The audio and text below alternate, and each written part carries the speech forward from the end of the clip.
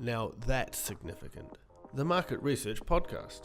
Hi there. Welcome to this latest episode of Now That's Significant, a market research podcast.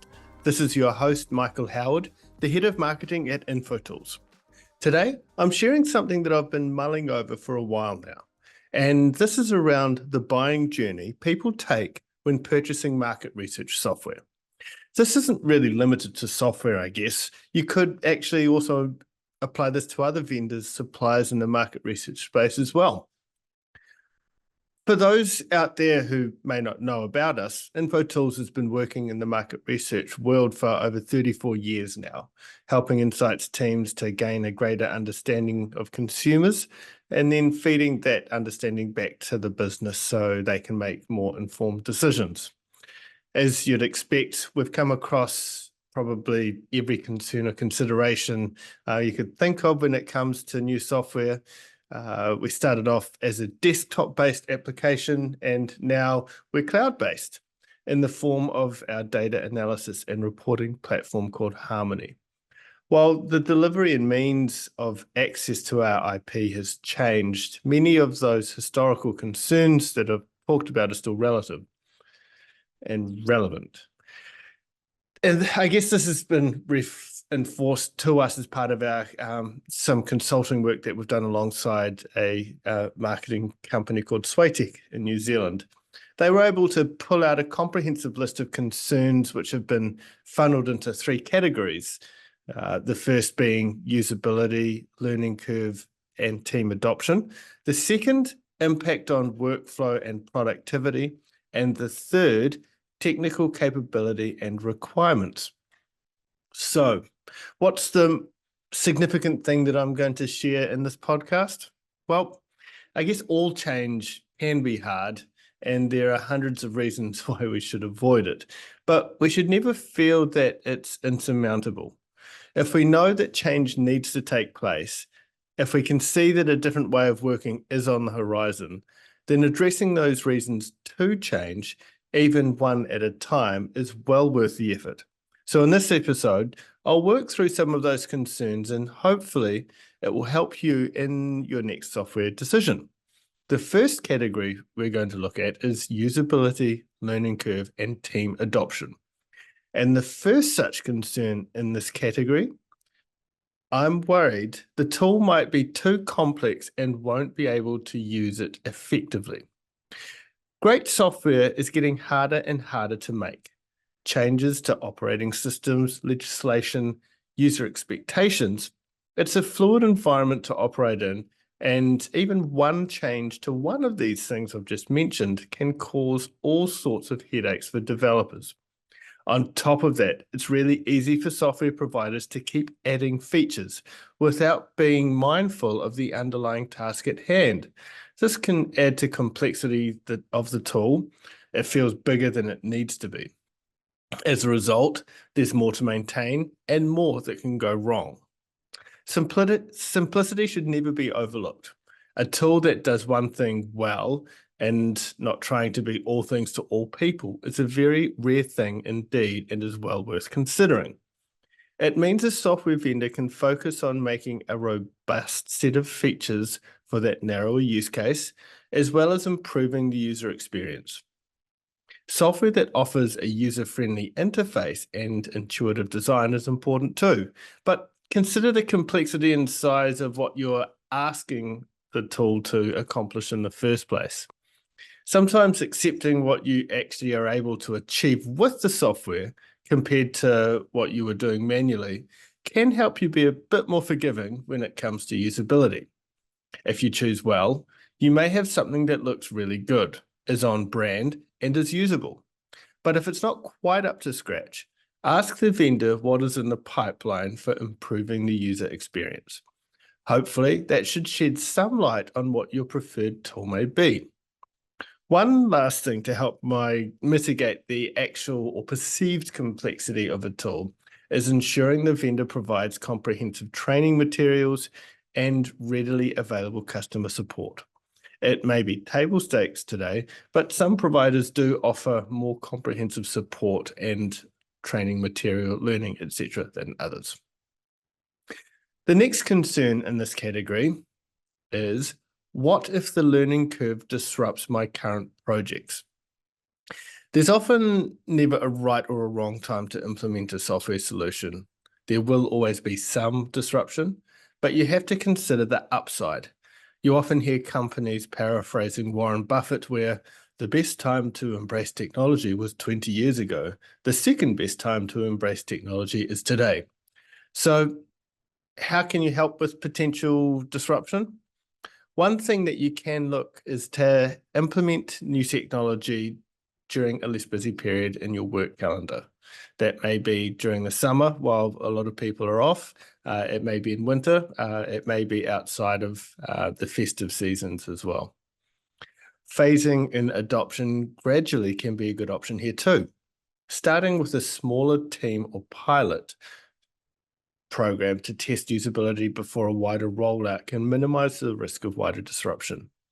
As Brian Smith, one of our previous guests on the podcast, once said, don't try to boil the ocean. And on pilot programs, you can also have running in parallel as well for a time to test the new platform's ability. You may choose to completely outsource the pilot so you can just test the numbers alone, or get involved to whatever level you're able. Just make sure you're comparing apples with apples. Hopefully, the point of purchasing a new solution is to generate even more value than what you're currently able to for your organization. The final consideration in this category is, how do I know if my team will adopt this new tool or resist the change? There will always be resistance to change. Expecting it is generally a wise thing to do. Another thing you should expect is to get tired of communicating the drivers, the benefits, and the functionality of the new tool. It's often been said that it's only once you're getting sick of communicating the message that the message is just starting to get through. So don't give up too early. People are busy. There's generally a flood of comms they receive on a daily basis, only a fraction from you. So allow plenty of time and repetition for everything to click. Some things you can do to get more people on board earlier is to include your team members and other stakeholders in the selection process. It's a good idea to solicit their feedback along the way, as us market researchers would well know. You can also identify and train internal champions who can provide ongoing support to their colleagues. Vendors can also help with this as well. Remember, people who can be emotionally connected to their current ways of working. So that could be using another tool or doing things more manually than what you're suggesting as they might want to do. Acknowledging this emotional connection is wise, as is emphasizing the benefits of the new software and how it can enhance their overall productivity and job satisfaction. You can also realize that take-up of the new tool or process may and quite often will seem slow initially, as generally the early adopters tend to take you up on the new approach first, but keep persisting. The early majority will get on board in time, and then the late majority and the laggards will follow too. Now we move on to the second category of concerns and considerations people have when looking at new software, and that is the impact on workflow and productivity. The first consideration in this category is, will I actually save time, or will this just add another layer to my workflow? The prospect of someone adding yet another layer to their workflow is daunting, to say the least. So many products out there claim efficiencies and productivity gains, but how accurate are they? From our experience, one of the best ways to gauge how effective a tool will be should be apparent in the first demonstration that you have of the platform. Are you making a, wow, that's great, or, ooh, that's cool, as you see the tool in action? It's generally a pretty good guide. Considering the effort to change tools, you should never try to replace a like-for-like tool. As a general rule, you should always gain far more then you had to give up. Once you've established the proposed tool can do the fundamentals of the task you need to conduct, think about some of the things about your current way of working that frustrates you or it doesn't do well. Then you'll be able to see if the alternative option does or doesn't outshine the incumbent. Conduct a thorough time analysis of current processes and compare the software's proposed workflow too. See what gains you get from the new tool, as you might need to spend some of those gains to plug the gaps that the new tool may not be able to do for you as well as your prior. But having some differences is understandable, and taking a slightly different approach may be required too. Request a demo or a trial period to assess the software's impact on real-world tasks. If you're strapped for time but know something needs to change, you could even see if they could set up a small project that you can use as a comparison.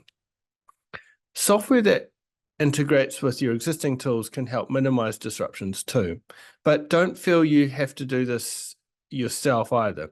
The vendor support and success teams should be able to help streamline the processes here as well. Another concern in this category, I'm skeptical about whether or not this tool will provide more actionable insights than what we're currently getting. At the end of the day, market researchers are judged on the quality of insights they deliver to business and the return on investment they're able to provide. Before insights teams can even begin to properly assess this, it would be ideal to have a benchmark of the value that's currently been generated. This is where it comes down to what the new solution offers above and beyond the incumbent, also known as the value add. As mentioned before, setting up a personalized demo environment with a project that you've already completed can be a great way to assess your options. One thing which to be mindful is that when comparing current and potential options, you may well see a disconnect in the numbers. We have had instances where it was revealed the old way of working, it wasn't as accurate as it should have been. When this is the case, it's a sign that you're onto a good thing. It's pretty normal to read case studies and testimonials from similar organizations that have successfully used the software. If you wanted to go beyond what's on the surface, you could privately reach out to the people from those case studies or testimonials to hear from them directly. They may be able to provide some more specific feedback than what was presented by the vendor. If you clearly have defined the desired insights and metrics for success up front, you'll be in a better position to weigh up your options too.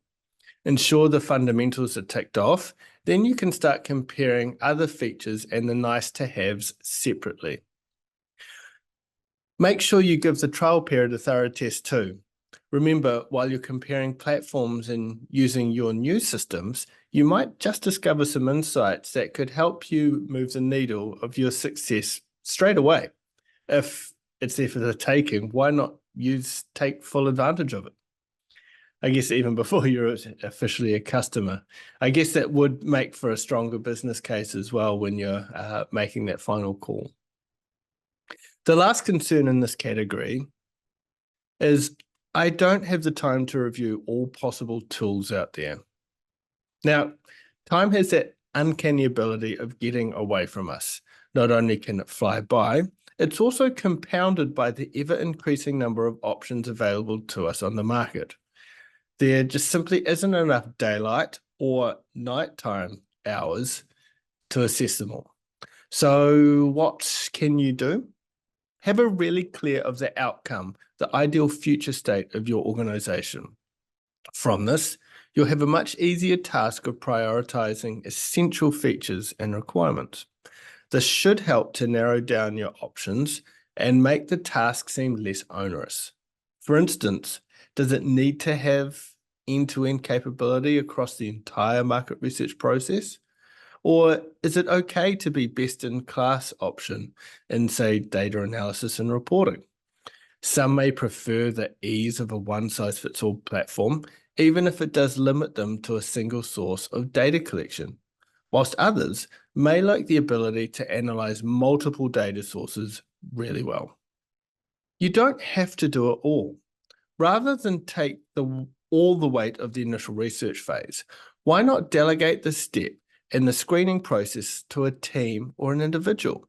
They may help bring a different perspective than what you had yourself.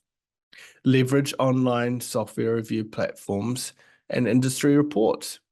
Insights Association have Peer Network, Greenbook have theirs, SMR has one, Insight platforms have some great resources, as does Quirks, and don't forget the likes of broader comparison sites like Capterra, G2, and Software Advice. Just remember, these last three don't necessarily serve the needs and nuances of the market research sector itself. They're generally broader and they work across multiple sectors. So just use your initiative there. And finally, we move on to the final category of the common concerns and considerations people have when assessing market research software, and that is technical capabilities and requirements. The first consideration in this category is, how can I be sure the data is accurate and reliable? While the promise of big data is well and truly here, there are still plenty of good reminders of why we need to respect and take proper care of consumer data. Major research associations from around the world each have published a code of conduct, which generally provides a great foundation for assessing the accuracy of the data you will receive from your proposed vendor. You may wonder how taking care of data applies to the accuracy and reliability. Well, in our opinion, it's everything. If a software provider adheres to industry-specific codes of conduct, then it's a great sign. It also gives you a good idea that they know what it means to operate in your industry. One of the key things in terms of reliability of the data you're using comes down to a matter of statistics.